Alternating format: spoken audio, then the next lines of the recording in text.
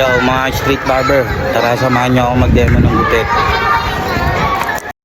Ayan, papunta na tayo sa ating pagdedemuhan na barbershop. Yon, what's up? Nandito na tayo sa Formado. Ayan, yan ang kanilang barbero. Ayan. Simula tayo mamaya mag-demo. Medyo may mga customer pa kasi.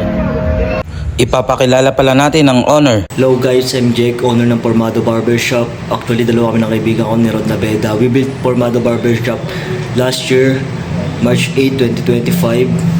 Actually, second trial na namin to sa barbershop kasi way back 2021 and 2022 meron kami sariling barbershop din, yung Villacruz Hair Studio, pero mas pinili namin shutdown kasi wala kaming makuhang empleyado, wala kaming makuhang barbero.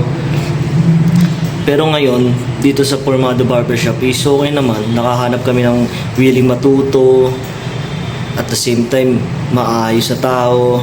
Tara mga street barber, samahan nyo ako sa aking gagawin na pag-demo sa ating mga kapwa barbero. Ayan, si Sir Ipeng ang ating model. Ayan, magsisimula na pala tayo mga ka-street barber. Ang gagawin pala natin ay mid-fade. Ayan. Bale, kanina, nakita ko na pala sila dyan maggupit ng fade. So, nakita ko na yung mga pwede nilang i-adjust dyan, pwede nilang mapaganda. Kaya tinuturo ko yung mga step by step ng aking mga ginagawa para nang sa ganun, mabilis nila ma-adapt yung style.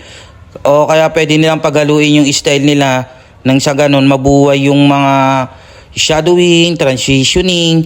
Ayan, kita nyo naman. Tapos na ako dyan sa kabila. Napaliwanag natin ng mabuti yan sa kanila. Kaya pinasubok na natin sila na gupitan yung kabilang side para nang sa ganun, ma-adapt nila yung tinuturo natin at mapasok nila agad nila sa isip nila. Para nang sa ganun makita ko at maalalayan ko pa rin sila dyan. Ayan, kita nyo naman na hands-on talaga tayo dyan sa pagtuturo. Gusto natin na mas gumaling sila in the future.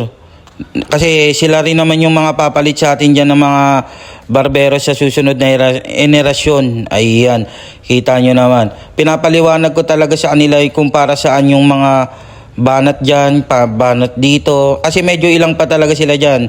Kaya nga nandito tayo para nang sa ganun, maalalayan natin sila ng mabuti sa kanilang ginagawa. Ayan, si tropa naman yung isa. Ayan, medyo naiilang talaga siya dyan. Kaya ang ginawa ko, ayan, tinuro ko talaga kung saan yung mga babanatan nila dyan.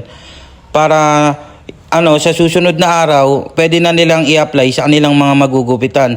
Bali, dalawa pala yung ginupitan natin na model dyan. At dito sa model na to ay 4 yung gupit na ginawa natin. Hindi na natin pinakita sa video kasi alas 11 na dyan ng gabi, mag-alas 11. Kaya, ayan na lang, short video na lang talaga. Para na sa ganun, mabilis nyo rin mapanood. Salamat.